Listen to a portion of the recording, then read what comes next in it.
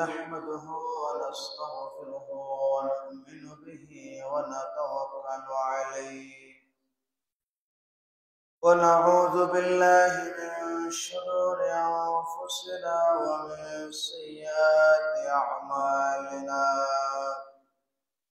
من يهده الله فلا مضل له ومن يضلل فلا هادي له وأشهد أن سيدنا وسندنا وحبيب ربنا وطبيبنا وطبيب قلوبنا وأولانا ومولانا محمد الذي أرسله بالحق بشيرا ونذيرا وداعيا إلى الله بإذنه وسراجا منيرا أما بعد فقد قال الله تعالى في كلامه المجيد وفي فرقانه الحميد أعوذ بالله من الشيطان الرجيم بسم الله الرحمن الرحيم وأقيموا الصلاة وآتوا الزكاة وقال تعالى خذ من أموالهم صدقة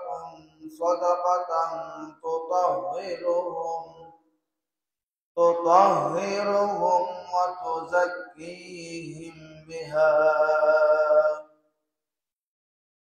صدق الله العظيم وصدق رسوله النبي الكريم وقال النبي صلى الله عليه وسلم بني الإسلام على 5 شهادة أن لا إله إلا الله وأن محمد رسول الله وإقام الصلاة وإيتاء الزكاة وقال تعالى في شان حبيبه مخبرا وآمرا إن الله وملائكته يصلون على النبي يا أيها الذين آمنوا صلوا عليه وسلموا تسليما محبت درود پڑھے اللهم سيدنا مولانا محمد وعلى آل سيدنا مولانا কবে জানি ডাকা আসিবে এই দুনিয়া সারিতে রঙিন কাপড় খুলে খুলে সাদা কাফন পরিতে আল্লাহুম্মা সাল্লি আলা সাইয়্যিদিনা মাওলানা মুহাম্মদ ওয়া আলা আলি সাইয়্যিদিনা মাওলানা আর কত কাল কাটব আমরা পাইতে নবী আপনারে ধন্য করেন মোদের জীবন दिए अपनार दीदारे अल्लाहुम्मा सल्ले अला मौलाना मुहम्मद वाला सैयदना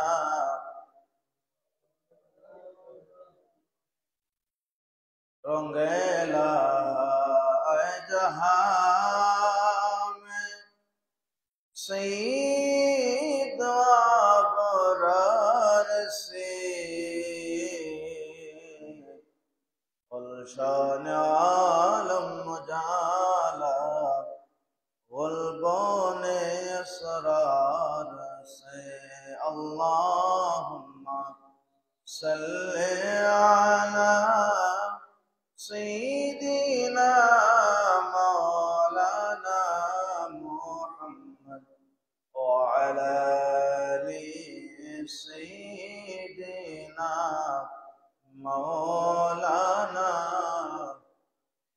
ला इलाहा इल्लल्लाह ला इलाहा हमद पाके बारी ताला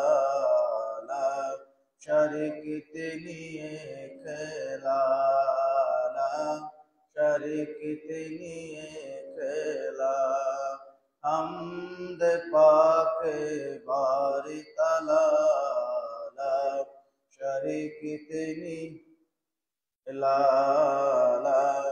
शरीक तेनिए खेला আকর্ষিত বন গহন কম্পন বিকরাজি যত তরলতা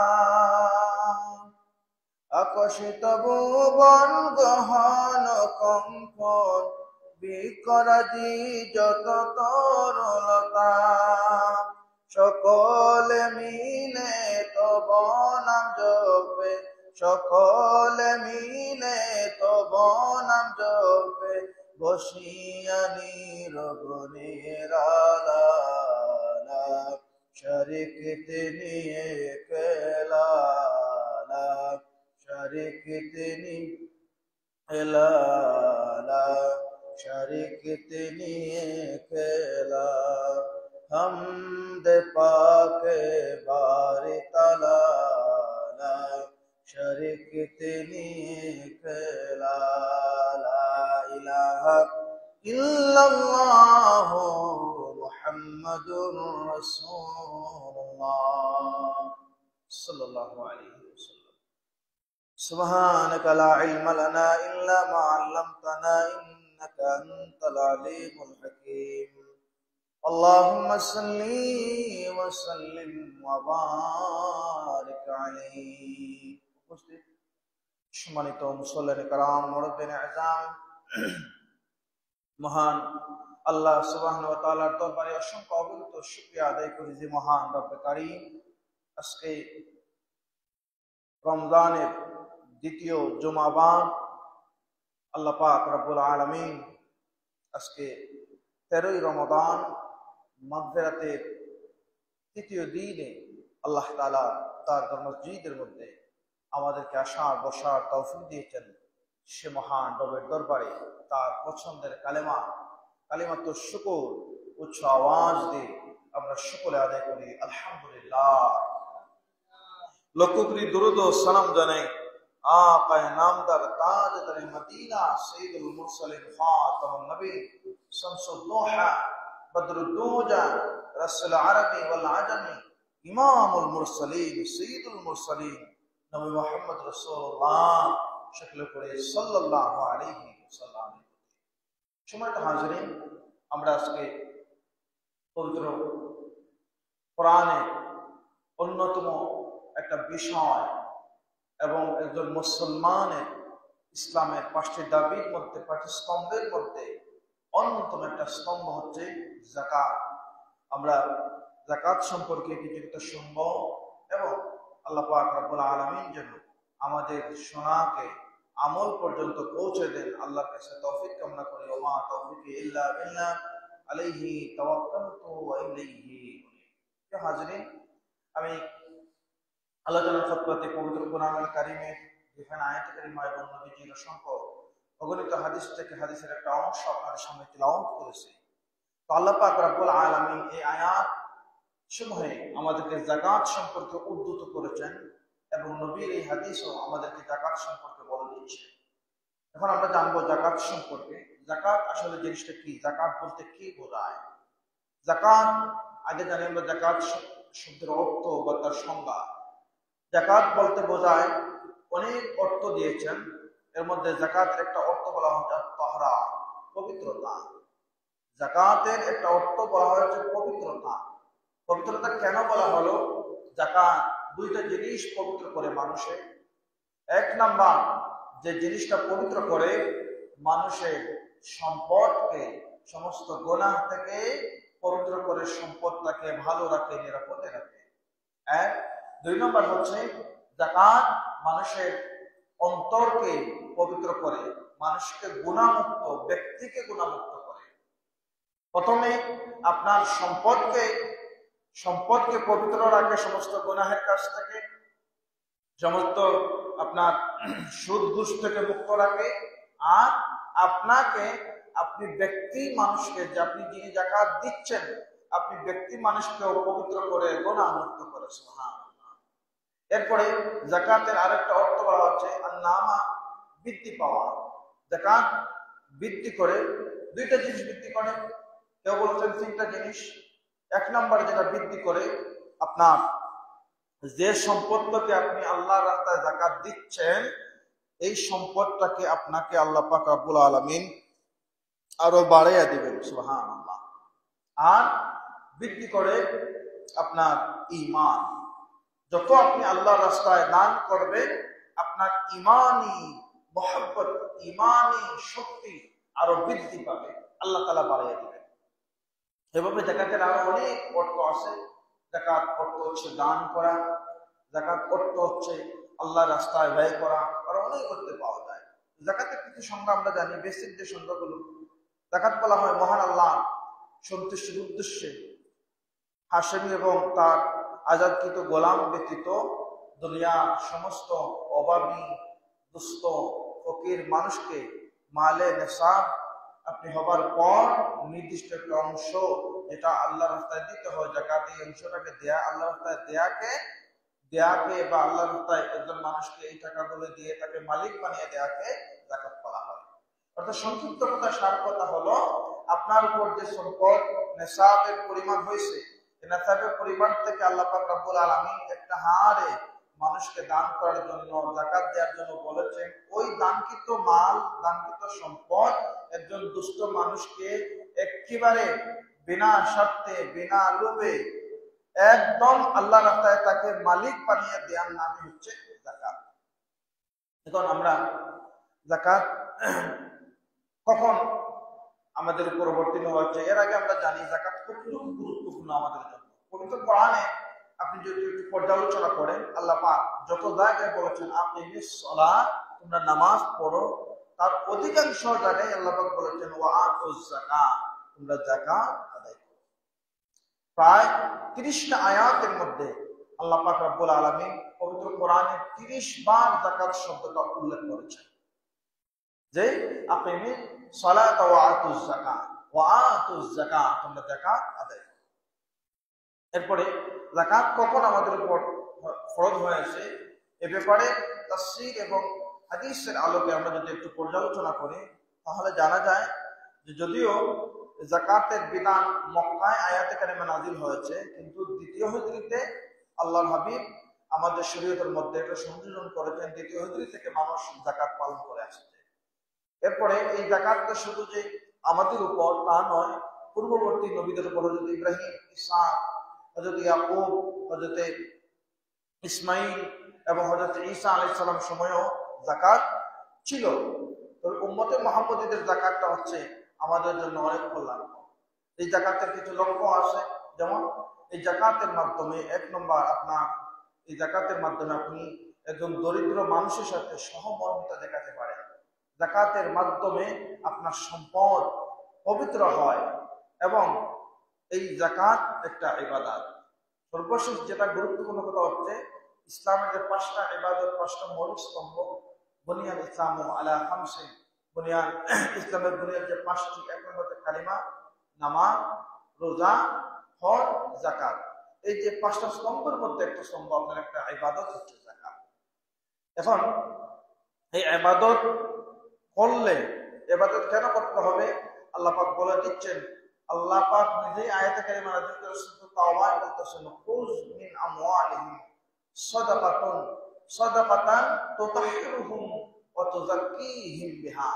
এই আয়াতে কারিমার মধ্যে আল্লাহ পাক রব্বুল আলামিন জগতের মানুষদেরকে জানিয়ে দিচ্ছেন, আল্লাহ নবীকে বলতেছেন, খুয মিন আমওয়ালিহিম, আপনি ওই মানুষের মাল থেকে সদকা দিন, ওয়া তুতাহহিরুহুম, এবং পবিত্র করুন, ওয়া তুযাক্কিহিম, যে মানুষের সম্পদ থেকে যাকাত দেওয়ার মাধ্যমে তাদেরকে আপনি পবিত্র করুন, তাদেরকে ভালো রাখুন। সুবহানাল্লাহ। আল্লাহ আল্লাহর নবীকে কোরআনের আয়াতের মাধ্যমে জানাইতেছেন যে নবীজি, আপনি ওই সমস্ত মানুষদের মাল থেকে যাকাত দিয়ে তুতাহহিরুহুম, আপনি তাদেরকে পবিত্র করুন। সুবহানাল্লাহ। অর্থাৎ যাকাতের মাধ্যমে বান্দার আর্থিক পবিত্রতা, তার সম্পদের পবিত্রতা, মানুষের পবিত্রতা আল্লাহ পাক ফিরিয়ে দেন। তবে যাকাতটা হতে হবে ইসলামী শরীয়তি পন্থায়। আপনার মন গড়া পন্থা যদি আপনি যাকাত দেন হবে না। ইসলাম যেভাবে বলেছে এই পন্থাগুলো আপনি অনুসরণ করে যাকাত আদায় করুন। এই পন্থা অনুসরণ করলে আপনি আপনার প্রতিবেশী যারা আছে, প্রতিবেশীর মধ্যে যারা যাকাত খাবে, যাকাত গ্রহণ করার মতো তাদের অবস্থা হয়ে গেছে, এই সমস্ত মানুষদেরকে আপনি যদি দেন, তাদের সাথে একটা সহকর্মিতার সম্পর্ক তৈরি হয়। এরপরে আপনার ওই জিনিস দেখে ভালো লাগবে যে মানুষটা আপনি যাকাত দেওয়ার আগে খুবই অসহায় ছিল, খেতে পারতেছিল না, কিন্তু আপনি আল্লাহ রাস্তায় যখন তাকে দিচ্ছেন, আপনি দেখতেছেন সে মানুষটা তৃপ্তি করে খাচ্ছে, সে শান্তিতে আছে। এই যে একজন মুসলমান, আপনার একজন প্রতিবেশীকে দেখে আপনি যে মানসিক শান্তি পাচ্ছেন, আপনার ইমানি পবিত্রতার একটা রং আপনি নিজেই বাস্তবতা দেখতে পারবেন। এজন্য ইসলামিক পন্থা আপনাকে দিতে হবে। এরপরে এই যাকাতের মাধ্যমে আপনি আল্লাহর ইবাদত পালন করলেন। হাজিরিন, যাকাত এমন একটা ইবাদত যে ইবাদতের মাধ্যমে ইসলামী সমাজ থেকে একটা সময় দরিদ্রতা দূরের পর্যায়ে নিয়ে গেছিল, কিন্তু পরবর্তীতে আবার মুসলমানদের বিপর্যয়ের কারণে আজকে অনেক মুসলমান এখনো একদল যাকাত দেয় আর একদল যাকাত খায়। যাকাত খানেওয়ালা মানুষের সংখ্যা কমতে না বাড়তেছে, দেনওয়ালা মানুষের সংখ্যা যারা ছিল তারা আসে, আর যারা খায় তারা দেয়ার পর্যায়ে আসতেছে না। অথচ আমি যদি সামর্থ্যবান মানুষ যদি সঠিকভাবে যাকাত আদায় করতাম, যাকাত দেয়া হতো, তাহলে দেখা যেত যে মানুষটা 2 বছর 3 বছর পর্যন্ত যাকাতের টাকা খেয়েছে এবং পরবর্তীতে ওই মানুষটা যাকাত দেয়ার পর্যায়ে চলে গেছে। আমাদের মধ্যে এই জিনিসটা খুব কম।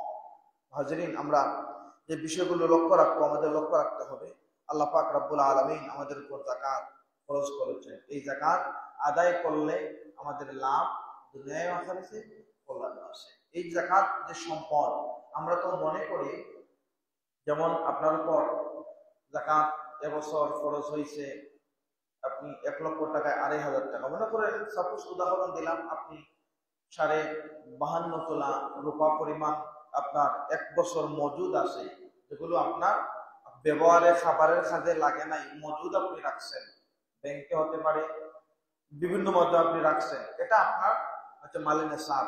গত বছর রমজানে ছিল 1 লক্ষ টাকা, এবছর রমজানে 1 লক্ষ টাকা একদম পুরোপুরি মজুদ আছে, আপনি মারাত্মক ঋণগ্রস্ত নন।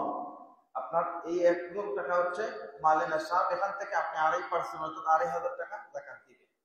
এখন এই 2,500 টাকার মালিক কিন্তু আপনি নন। ইসলাম কত সুন্দর করে আপনাদেরকে আমাদেরকে বুঝাই দিচ্ছে, যে টাকাগুলো যাকাতের জন্য 2.5% যে টাকা আমরা দেই যাকাতে, এই টাকার মালিক আপনি নন। এই টাকার মালিকগুলো কারা? এই টাকার মালিক হচ্ছেন 8 দল। কয় দল? 8 দল মানুষ।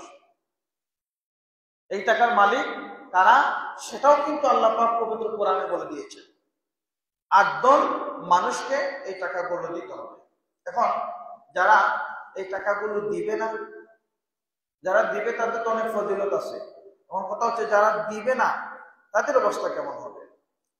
নবী করিম সাল্লাল্লাহু আলাইহি সাল্লামের হাদিস হলো, যে মানুষগুলো এই যাকাতের আদায়, যাকাতগুলো সঠিকভাবে সঠিক পন্থায় সঠিক মানুষের কাছে আদায় করবে না, আল্লাহ পাক রব্বুল আলামিন ওই সম্পদগুলোকে কিয়ামতের ময়দানে মানুষের জন্য, যে মানুষ সম্পদে পাহাড় বানাইছে, আল্লাহ পাক রব্বুল আলামিন কোরআনে আয়াতে কারিমা নাযিল করে বলেছেন ওয়াল্লাযীনা ইয়াকনিজুনা আয-যাহাবা ওয়াল ফিদ্দা। এই আয়াতে কারিমার সূরা তাওবার 34 নম্বর আয়াত আল্লাহ পাক বলেন, যারা যাকাত আদায় করে না, সম্পদ শুধু গচ্ছিত রাখে, আল্লাহর রাস্তায় দান করে না, কিয়ামতের ময়দানে এই সম্পদ তাদেরকে আযাব দিবে। আযাব কেমন হবে? হাদিসের পরিভাষা আল্লাহর নবী বলেন, একটা বিষধর সাপ আপনার সম্পত্তি বিষধর সাপে পরিণত হবে এবং এই সাপটা আপনার একদম চোখের সামনে এসে বলবে, আনা মাল, আমি হচ্ছে তোমার ওই মাল যে মাল তুমি শুধু গচ্ছিত রেখেছো। সূরাতুল হুমাযার মধ্যে আর কঠিনভাবে আল্লাহ পাক রব্বুল আলামিন আয়াতকে নাযিল করেন, যারা ওয়াইলিল লিকুল্লি হুমাযাতুল লুমাযা আল্লাযী জামাআ মালাহু ওয়া আদ্দাদা, যারা মানুষের সামনে পিছনে গীবত করে আর মাল শুধু জমাইতে থাকে, যে আমার সম্পত্তি দরকার, আমার আরো দরকার, আরো দরকার, যারা আরো আরো বলে দুনিয়ার সব বিচরণ করছে, সূরাতুল হুমাযা যদি একটু তারা খুলে দেখে তাদের অবস্থা কেমন। সেদিকে যাচ্ছি না আমরা। তো আল্লাহ নবী বলতেছেন, এই সম্পত্তি আপনার একটা বিষধর সাপে পরিণত হইয়া আপনাকে ছুবল মারবে, বলবে আনা মাল, তুমি তোমার ওই মাল।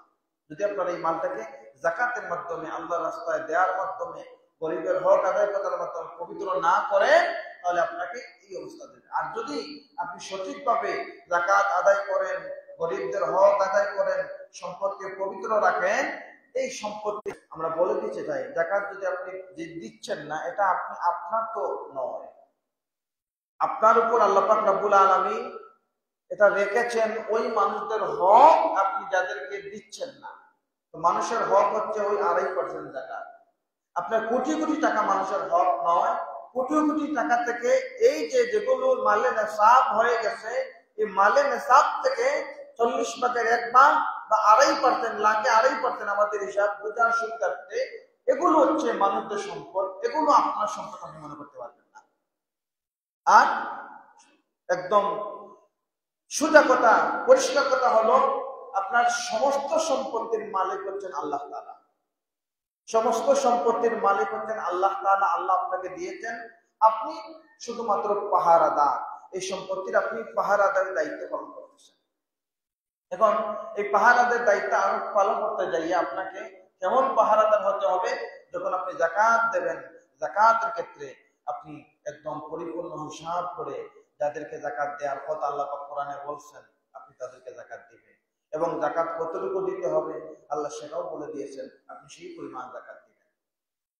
এই পন্থা আপনাকে অনুসরণ করতে হবে।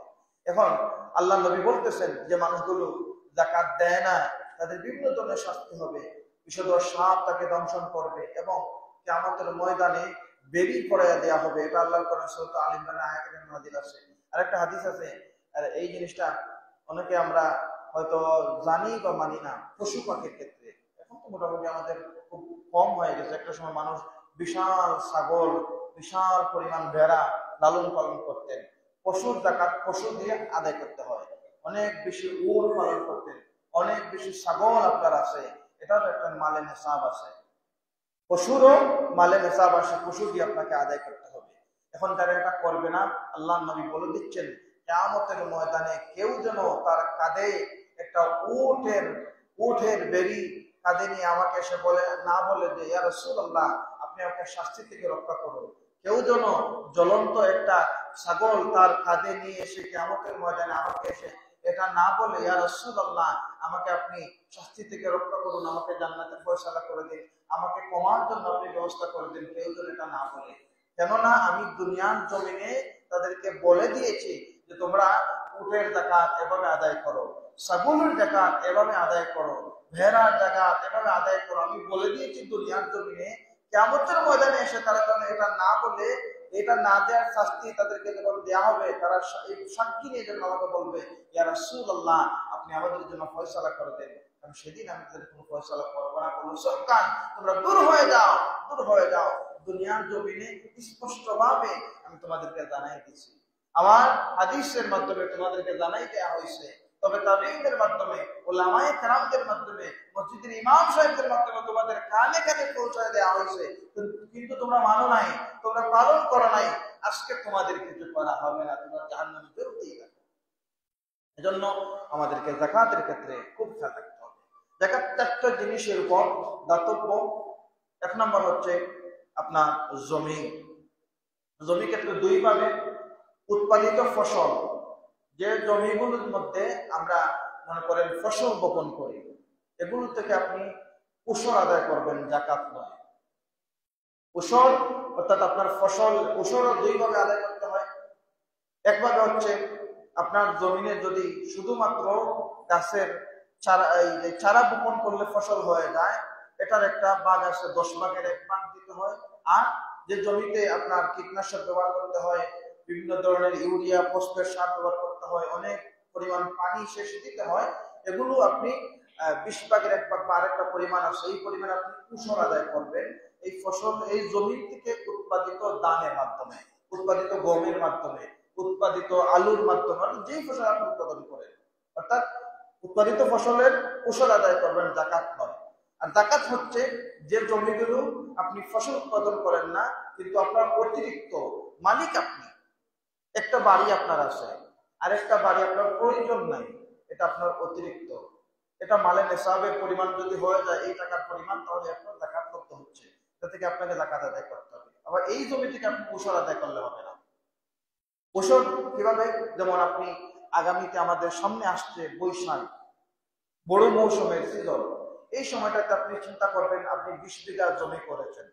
এই 20 বিঘা জমির মধ্যে বর্তমানে তো যে আল্লাহ প্রদত্ত শুধুমাত্র বীজ বপন করে ক্ষেত হয় খুব কম, নাই নাই বললেই চলে। সুতরাং আপনাকে ওই পরিমাণ দেখে বালকদের মুফতি সাহেব আছেন, ইমাম সাহেবের কাছে হুজুর আমার এই খরচ হয়েছে, আমার এই তো বিঘা জমি, আমি উসর কিভাবে আদায় করবো, আপনারা জেনে নিবেন উসরটা আদায় করবেন। এখন উসরটা কে আদায় করবেন? জমির মালিক না যিনি বর্গা চাষি তিনি আদায় করবেন? একটা তো একটা প্রশ্ন থেকে যায়, হুজুর আমি তো জমি করি নাই, জমি করছে আরেকজন, কিন্তু জমির মালিক হচ্ছে না, আপনাকে আদায় করতে হবে।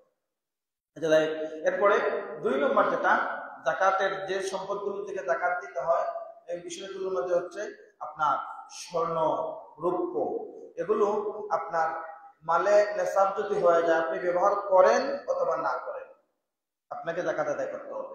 একবার আল্লাহ নবীর সামনে একজন মহিলা এসে উপস্থিত হলেন। আল্লাহ নবী দেখলেন তার 2 হাতের মধ্যে স্বর্ণের একদম বড় বড় 2টা চুড়ি দেখা যাচ্ছে। আল্লাহ নবী বললেন, এগুলোর মালিকে তুমি? বললো হ্যাঁ। তুমি কি এগুলো থেকে যাকাত দাও? তখন বললো না ইয়া রাসূলুল্লাহ, আমি তো যাকাত দেই নাই।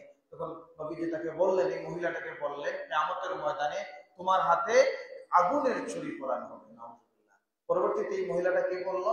এই 2টা ছুরি সে আল্লাহ রাস্তায় কুরবানি করে দিয়ে আল্লাহ তা দান করে দিলেন।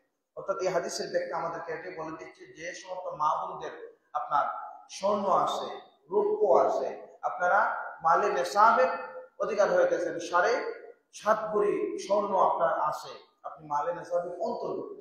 52 তোলা রৌপ্য আপনার আছে, আপনি মালে নেশাবের অন্তর্ভুক্ত। আপনি স্ত্রী, আপনি বোন, আপনি মা, আপনি এটা আদায় করবেন।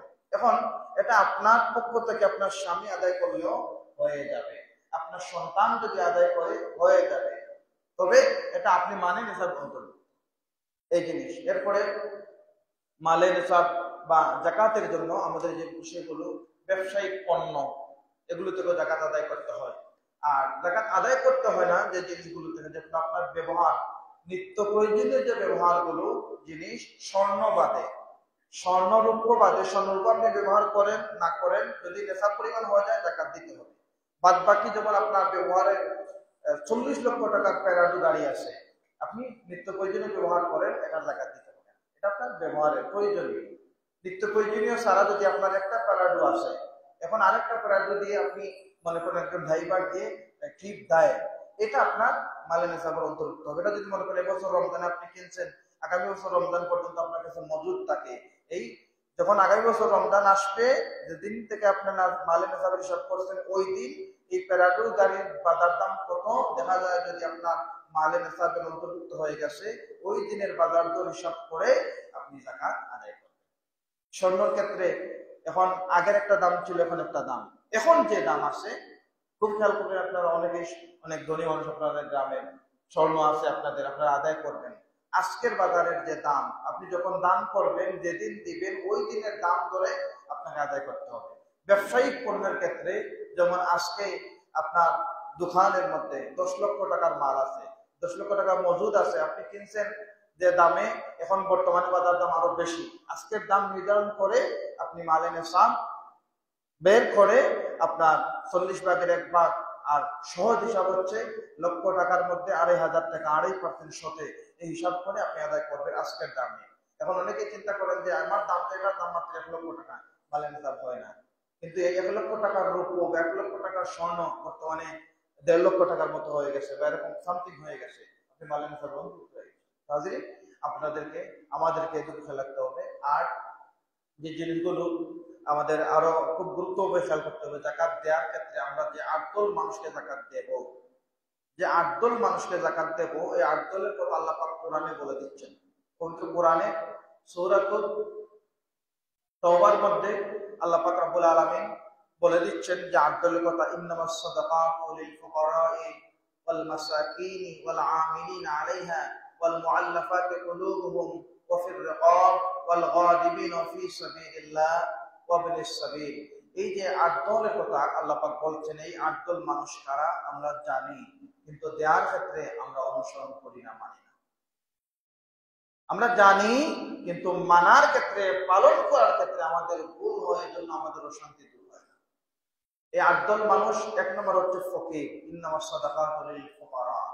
ফকির কারা? ফকির হচ্ছেন তারা যারা মালে নেসাবের মালে নেসাব পর্যন্ত সম্পত্তি নাই, কোনো মতো তিনি বেঁচে খেয়ে চলতে পারে, কিন্তু পরিপূর্ণ তৃপ্তি ভরে চলার সুযোগ নাই। হয়তো বাড়ি আছে কিন্তু ক্ষেত করার মতো তিনার জমি নাই, একটা ব্যবসা নাই, দিনমজুর কাজ করেন, মালে নেশাব অন্তর্ভুক্ত না, তিনার কাজে তিনার পরিবার একদম স্বাচ্ছন্দ্যে চলে না, তৃপ্তি ভরে চলে না, এই মানুষটাকে ফকির বলা হয়। আর মিসকিন, যার কিচ্ছুই নাই, একদম অসহায়, ঘর বাড়ি নাই, কিছু নাই, কোনো ঠাঁই নাই, এই মিসকিনকে আপনাকে দান করতে হবে। এরপরে একজন মানুষ যারা জাকাত আদায়ের কর্মচারী, 3 নম্বর দল, জাকাত আদায় যারা করেন কর্মচারী। একটা সময় মুসলিম রাজ্য ছিল, মুসলিম শাসন ছিল, বর্তমানে এগুলা নাই। এরপরও যিনি জাকাত আদায়ের যদি কাজ করে তাকে উদ্যোগ নিয়ে, দেখা যাচ্ছে ওই মানুষটা জাকাত নেওয়ার অন্তর্ভুক্ত, যিনি ধনী মানুষ না, আপনি তাকে জাকাত দিতে পারেন।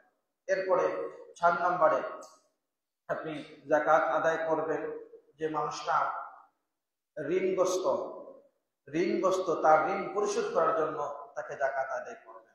এরপরে দাস মুক্ত, ইসলামে দাস প্রথা একটা সময় ছিল, এই দাস মুক্তির জন্য দান করতে পারেন। বর্তমান সময়ে দাস মুক্তি প্রথা নাই, এক্ষেত্রে আপনি সওয়াবের জন্য কাজটা করতে পারেন। যেমন অনেক মানুষ আছে অন্যায় মামলায় তাকে জেলে দেয়া হয়েছে, তার পারিবারিক অবস্থা ভালো না, আপনি ওই মানুষটাকে জেল থেকে ছাড়ানোর জন্য জাকাতের টাকা আপনি তাকে দিতে পারেন, অসুবিধা নাই। এরপরে জাকাতের টাকা আপনি একজন মুসাফিরকে দিতে পারেন। মুসাফির, ধনী মানুষ মুসাফির হতে পারে, এক জায়গায় তিনি গেছেন, আপনার এলাকায় আসছেন মুসাফির হয়ে, তিনি এক জায়গায় প্রতিষ্ঠিত ব্যবসায়ী, কিন্তু এই জায়গার মধ্যে আসছেন, নেটওয়ার্ক বন্ধ হয়ে গেছে, ব্যাংক থেকে টাকা তোলার সুযোগ নাই, বিকাশ করার সুযোগ নাই, কারোর সাথে যোগাযোগ করার সুযোগ নাই, অর্থাৎ কোন ধরনের হেল্প তিনি নিতে পারবেন কিনা সম্পদ থেকে এই সুযোগ নাই, এই মানুষটা মুসাফির, আপনি তাকে জাকাতের টাকা দিতে পারেন। এরপরে আরেক দল মানুষ যারা ইসলামের দিকে তাদেরকে আকৃষ্ট করার জন্য কিছু বিধর্মী ভাইদেরকেও জাকাত দেওয়া যায়, যদি তার মনে ইসলামের আকর্ষণ তৈরি করার জন্য দিতে পারেন। এখন সে ইসলামের দিকে আসবেই না, এরকম মানুষকে দিলে হবে না। যার ভিতরে ইসলামের একটা আপনি আলো দেখতেছেন, যার দিকে আলো, এটা ইসলামের প্রথম যুগে ছিল, যেমন মুসলমানরাও গরিব, ইহুদিরাও গরিব, তখন তাদেরকে দান করলে দেখা যায় ইসলামের দিকে তারা আগমন করতেছে। সেই সময়টাতে এই আল্লাহ নবী তাদেরকে দেওয়ার জন্য বলছেন, কোরআনে আল্লাহ পাক আয়াতে কারিমা নাযিল করে তাদের কত অন্তর্ভুক্ত করেছে। এখন এই যে মানুষগুলোর কথা বললাম, প্রায় 8 দলের কথা, এর বাইরে জাকাতের কোনো খাত নাই, কিন্তু আমরা এর বাইরে আমাদের মন গড়া কিছু জাকাতের খাত বানাইছি। বলবো, আপনারা হয়তো কষ্ট পাবেন, কিন্তু আমাকে বলতে হচ্ছে। যেমন 1 নম্বরে যারা আমাদের দেশে ইউরোপে থাকে, বিশেষ করে তাদের অনেক, সবাই না, অনেকেই আসেন তারা জাকাতের টাকা নির্দিষ্ট চ্যানেলে দিয়ে দেন। জাকাতের টাকা চ্যানেলে দিলেন, আপনি আপনার এবছরের 5 লক্ষ টাকা জাকাতের চ্যানেলে দিচ্ছেন। এখন যারা টাকা গ্রহণ করছেন, আপনার কিন্তু এই 5 লক্ষ টাকা থেকে যদি 5 টাকা কম হয়, আপনার জাকাত কবুল হবে না, কম হিসাবে যাবে। এখন 5 লক্ষ টাকা তিনারা গ্রহণ করলে এই 5 লক্ষ টাকা মানুষের কাছে দিতে যাইয়া দেখা যাচ্ছে আরো 1 লক্ষ টাকা তিনারাই খাইছেন, অথচ তিনারা জাকাত খাবার উপযুক্ত নয়, তাহলে আপনার 5 লক্ষ টাকা জাকাত গেল। এজন্য ইসলাম, কোরআন আপনাকে আটদল মানুষ বের করে দিছে। আগে আপনার প্রতিবেশীদের মধ্যে আপনি দেখবেন যে আপনার প্রতিবেশীদের মধ্যে কারা আছে এই আটদলের মধ্যে। যদি তাকে আপনি সমস্ত এবছরে সারা টাকাই তাকে দেন, অসুবিধা নাই। এবছর 5 লক্ষ টাকা জাকাত আসছে, আপনি তাকে যদি 5 লক্ষ টাকা দিতে পারেন, এই 5 লক্ষ টাকা দিয়ে তাকে হালাল ব্যবসার একটা বুদ্ধি দিবেন, স্বাবলম্বী হওয়ার একটা আপনি পরামর্শ দিবেন। দেখবেন আগামী বছর সে মানুষটা আপনার পর্যায়ে জাকাত না দিতে পারলেও সে রূপর পর্যায়ে জাকাতের নেশাব হয়ে গেছে, সে জাকাত দিচ্ছে, আলহামদুলিল্লাহ। এখন আমরা এই জিনিসটা না করে অনেক প্রবাসীরা একটা সময় রমজান মাস আসলে আমাদের সিলেট অঞ্চলে অন্তত রমজানের আগে প্রত্যেকের আত্মীয় যারা ছিলেন 5,000 10,000 টাকা পাঠাইছেন, তুমি রমজানের ফজর নিও, কিছু খাইও। দেখা যাচ্ছে অনেক এমনও উদাহরণ হয়েছে, দেখা গেছে যিনার ভাই লন্ডন, এবছর তিনি এখনো টাকা দিতে পারতেছেন না, কিন্তু পাশের বাড়ির গরিব, পাশের ঘরের গরিব আরেক চাচাতো ভাই তাকে টাকা দিছে, ইনার আগেই তিনি খরচ করে ফেলছেন। কিন্তু এই 2025 সনে এসে বর্তমানে কয়েক বছর থেকে এসে দেখা যায় এই সমস্যা আমাদের মধ্যে নাই। কেন? এই টাকা যদি আপনি দিচ্ছেন, খুব কম মানুষ আছে পাওয়া যায় যে নিজের জাকাত নয়, অর্থাৎ একদম ব্যক্তিগত ফান্ড থেকে দেয়। অনেক মানুষের যে আমাদের দেশ থেকে দেশে পাঠায় টাকা, বেশিরভাগ দেখবেন বিপদে করে শ্রদ্ধা মানছে ওই টাকাটা বন্টন দিচ্ছে, এরপরে জাকাতের টাকাটা দিচ্ছে। আসছে আলহামদুলিল্লাহ, অনেকে তার ব্যক্তিগত তহবিল থেকে দেন, কিন্তু এই জাকাতের টাকাটাও এখন আমরা দিচ্ছি কোথায়? চ্যানেলে। 8টা হাত যে বললাম, আল্লাহ কোরআনে বলছেন এমন কোন হাত নাই যে চ্যানেলে দিতে হবে। 2 নম্বরে জাকাতের ক্ষেত্রে এমন কোন হাত নাই যে জাকাতের কাপড় কিনে দিতে হয়। বর্তমানে দোকানগুলোতে পাওয়া যায় না, একটা সময় দোকানগুলোর মধ্যে লেখা ছিল যে এই দোকানে জাকাতের কাপড় পাওয়া যায়, জাকাতের আলাদা কোনো কাপড়, জাকাতের জন্য কাপড় দিতে হবে, এটা কিন্তু কোরআনে কোথাও নাই, হাদিসেও নাই। অনেকেই কাপড় দিচ্ছেন, আপনি তাকে জাকাতের কাপড় দিচ্ছেন, কিন্তু তার কাপড়ের প্রয়োজন নাই, অসুস্থ, চিকিৎসা করাবে, তারপরে খাবার নাই।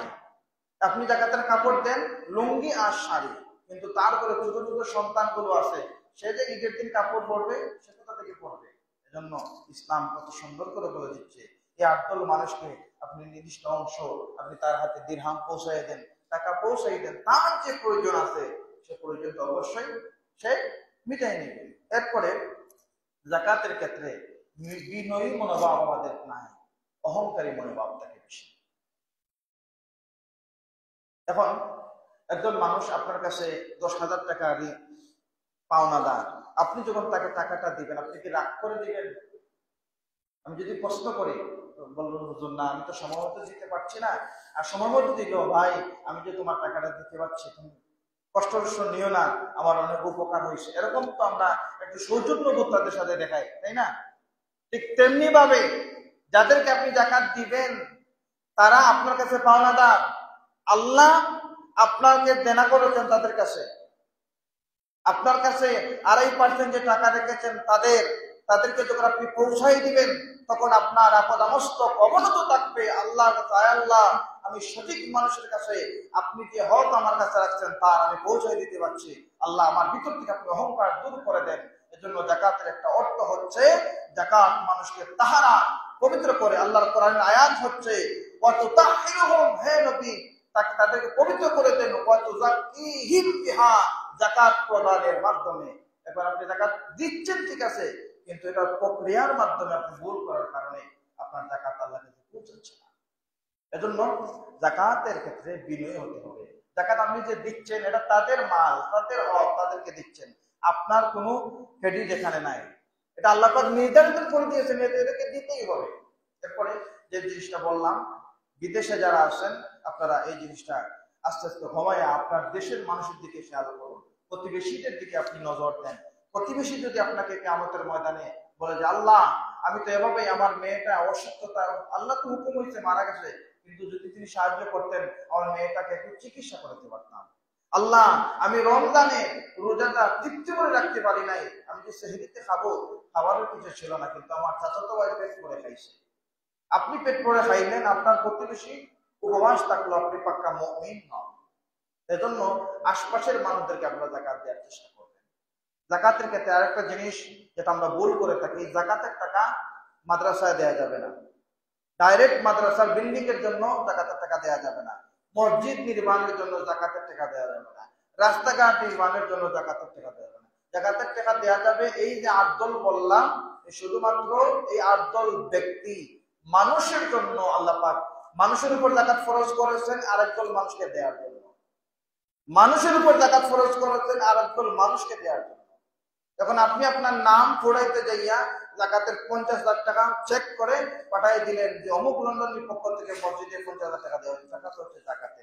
আল্লাহর ঘর মসজিদ, এই ঘরের মালিক কে? আল্লাহ। ঘরের মালিক কে? আল্লাহ। আল্লাহর ঘর মসজিদকে আপনি দান করবেন, আপনি এত টাকাওয়ালা কোত্থেকে আসছেন? এটা আল্লাহর ঘর, এ ঘরের রক্ষণাবেক্ষণ করবেন আল্লাহ তাআলা। কিয়ামত পর্যন্ত এই মসজিদটা থাকবে, মানুষ আসবে যাবে, কিন্তু মসজিদ পরিচালনা হবে। এই মসজিদটা মোটামুটি আপনাদের কত বছর হয়েছে?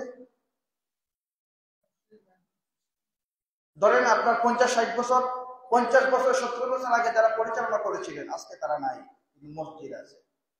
মসজিদ আছে না? আপনারা আমরাও থাকবো না, ইমাম সাহেব পরিবর্তন হইবেন, মুসল্লি পরিবর্তন হইবেন, মুসল্লি পরিবর্তন হইবে, কিন্তু মসজিদ থাকবে। এজন্য মসজিদকে আপনারা বিখ্যাত তুলি বানাবেন না। মসজিদের প্রয়োজন নাই, মসজিদ ঠিক আছে, চলতেছে, সব ঠিক আছে, মসজিদের জন্য আপনি ভিক্ষা বিক্রি করার প্রয়োজন নাই। এটা আল্লাহর মসজিদ, এটা আল্লাহ চালাবেন। আপনার সামর্থ্য আছে, আপনি চালাতে পারবেন, কেন আপনি মসজিদের জন্য ভিক্ষা করবেন? কেন যাকাতের টাকা মসজিদে দিবেন? আপনি আপনার তহবিল থেকে মসজিদের একটা জিনিস প্রয়োজন, আপনি গোপনে দেন, আপনি গোপনে দেন। তো যাকাতের টাকা মসজিদে সরাসরি মসজিদে দেওয়া যাবে না, সরাসরি মাদ্রাসার বিল্ডিং এর কাছে দেওয়া যাবে না, তবে মাদ্রাসার ওই ফান্ডে দেওয়া যায় যে ফান্ডের মধ্যে এই 8 দল মানুষের একটা দল আছে, এতিম মিসকিন আছে না, মাদ্রাসায় পড়ালেখা করে দুস্থ ছাত্র, তাদেরকে দেওয়ার জন্য আপনি অনেক সময় এটা আমাদের দোষ দায়ভার চলে যায়, এই ফান্ডে যাওয়ার পর সঠিকভাবে ছাত্রদের কাছে যায় না। এজন্য উচিত হচ্ছে আপনি ছাত্রগুলো খুঁজে চিনে আপনি তার হাতে সরাসরি পৌঁছায় দেন। হ্যাঁ, গরিব ফান্ডে আপনি দেন, গরিব ফান্ডে দিয়ে বলবেন যে হুজুর আপনি সঠিকভাবে টাকাটা পৌঁছায় দেবেন আল্লাহর রাস্তায়। আপনি যদি মনে করেন হুজুর আপনার যাতায়াতের টাকা লাগে আমার পকেট থেকে, আমি যেহেতু 2 লক্ষ টাকা দিতে পারছি, এই নেন 500 টাকা, তার ব্যক্তিগতভাবে দিলাম, যাকাতের টাকা না, আপনি চা পানি খাই, তবে এই টাকা যেন সঠিকভাবে ওই মানুষের কাছে যায়, খেয়াল করবেন। এরপরে হাজরিন, যাকাতের ক্ষেত্রে আমরা যদি পরিপূর্ণভাবে দিতে পারি তাহলে ফায়দা কি? ফায়দা হচ্ছে এই, আপনার আশপাশের মানুষদের যখন আপনি আগে খেয়াল করবেন, আপনাদের গ্রামের মনে করেন, খুব সংক্ষেপ করে কথাটা শেষ করবো, সময় শেষ হয়ে গেছে, মনে করেন আপনাদের কাশিপাড়া গ্রামে এবছর যাকাত দিবেন 50 জন মানুষ, নিবেন 100 জন মানুষ, এই 100 জন মানুষকে দিবেন 50 জন মানুষ। 50 জন মানুষের প্রত্যেকের অনেকের যাকাতে 5 লক্ষ আসতে পারে, 2 লক্ষ আসতে পারে। 100 জন মানুষকে আপনারা ফাইন্ড আউট করবেন, ফাইন্ড আউট করে দেখবেন কারা বেশি দুস্থ, কার বেশি প্রয়োজন। আপনার টাকাটা পুরোটাকেই যদি তাকে দিয়ে দেন, দেখবেন এই মানুষটা আগামী বছর সে স্বাবলম্বী হতে শুরু করছে, তাকে যাকাত দিতে হবে না। আপনার গ্রামটাকে আপনারাই ধনী বানাতে পারেন, সবাইকে যাকাত দেনওয়ালা বানাতে পারেন, কিন্তু আমাদের মনোভাব এটা নয়। আমরা চাই সে আজীবন গরিব থাকুক, আমি তাকে যাকাত দেব, সে আমার ফরমাইশ শুনবে, আমার ডাক শুনবে, এই মন মানসিকতা থাকে। কিন্তু ইসলাম বলছে তুমি তোমার ভাইকে তোমার সমপর্যায়ে মনে করো, তোমার কাতারে তাকে দাঁড় করানোর জন্য তাকে তুমি প্রচেষ্টা করো, ইসলাহ করো, তাকে তুমি সাজেশন দাও। এবং সরাসরি এরপরে আরেকটা জিনিস অনেকেই আমরা ভুল করে থাকি, এই নেন তোমাকে যাকাতের টাকা দিলাম। ইসলাম কিন্তু এটা বলে নাই। যে যাকে আপনি যাকাত দিচ্ছেন আপনি ভালো করে জানেন এই মানুষের অভাব আছে। আপনি ইসলাম যে বলছে প্রতিবেশীকে গুরুত্ব দাও, আপনার পাশের বাড়ির মানুষ কিভাবে চলাফেরা করে, তার অবস্থা কেমন আপনি মোটামুটি জানেন না? জানেন। এজন্য তাকে গিয়ে বলতে হবে না আবার এই নাও এবছর যাকাতের টাকা তোমাকে দিলাম। তার মনটা নরম হয়ে যায়, তার মনটা নরম হয়ে যায়, নিজেকে ছোট মনে হয়। এজন্য আপনি কিভাবে দিবেন, আপনি জানেন মানুষটা গরিব, তাকে যাকাত দেওয়া দরকার, আপনি একটা খাম 2 টাকা যায়, 2 টাকার খামে পড়ে এই নাও তোমাকে ঈদের উপহার দিলাম, তুমি কিছু খেয়ে নিও, এই নাও তুমি তোমার সন্তানদের নিয়ে কাপড় কিনে নিও, তার মনটা খুশি হয়ে গেল।